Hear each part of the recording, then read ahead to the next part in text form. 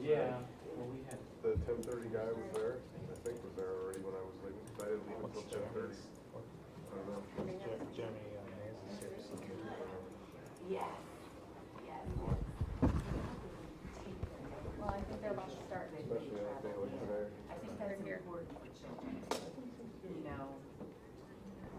Hi, How are you? Nice to see you again. Hey, how you doing? Good. Yourself? How's it going? I think I'm gonna go out of the shop. They're downstairs.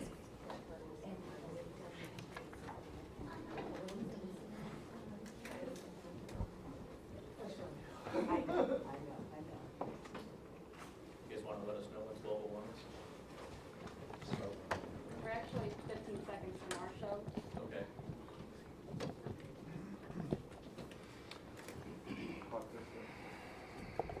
They're about to start. Can we start with your names and slides? Sure. My name is Dan Devine, D-E-V-I-N-E, Mayor of the City of West Allis. I'm joined by Acting Chief Gary Stryker and Acting Chief Chuck Padgett.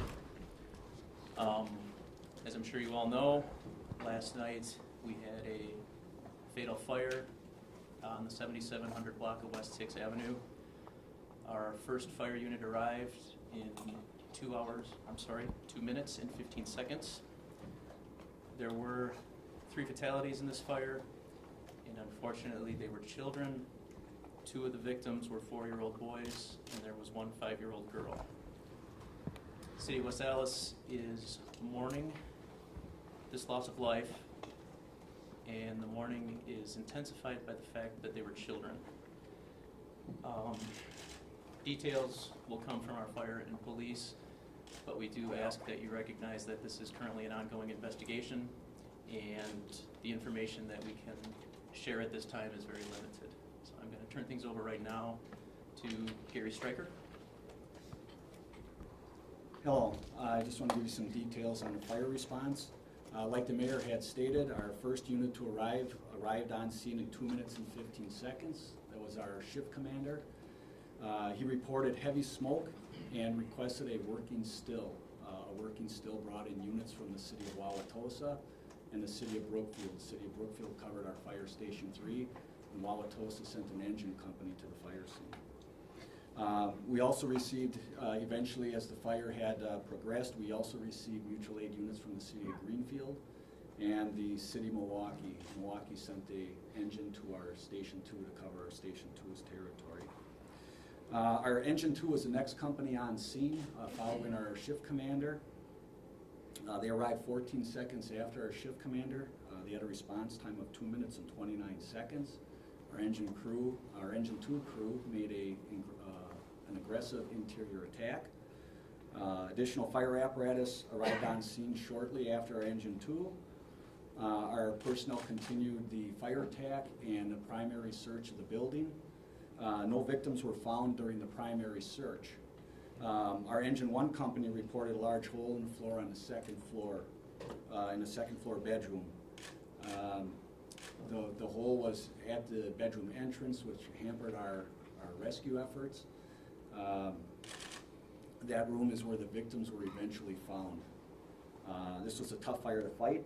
The fire had gotten into the walls, into the attic. We were chasing the fire throughout the building. All crews worked extremely hard. Our personnel, along with the mutual aid companies, there were no ceilings left in the house, no walls on the interior. They did a fine job chasing the fire, getting it under control.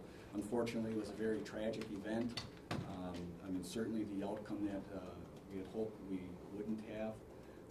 And at this time, I'd like to turn it over to Police Chief Chuck Padgett. Thank you, Chief. Our officers respond to fire scenes and work traffic, and we're there for that purpose during this fire as well.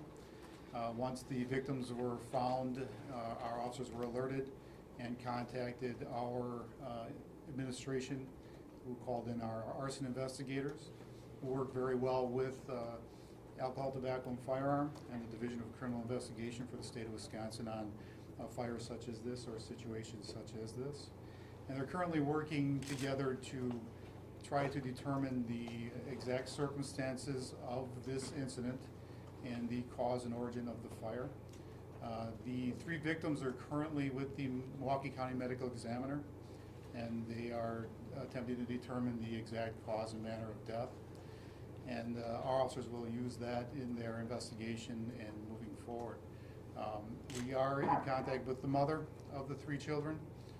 She is with us in our custody and is cooperating with our investigators to determine exactly what happened here. So it is an ongoing investigation. We're very limited in what we can release at this time. We don't want to compromise anything in the investigation.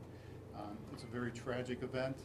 On behalf of the all men and women of the West Allis Police Department, I'd like to send out our condolences to the family and friends of the victims. Chief, was there any adult in this house at the time? At the time of our arrival, there was not an adult in the residence. No. You say the mother is in custody. Has she been in custody since last night and continues to be in your custody? Yes. So we can assume, you mean she's been arrested in this, right? Yes, she's in custody for the investigation, and yes. Are there pending charges? We're still investigating, so we don't know where it's going to go at this point in time.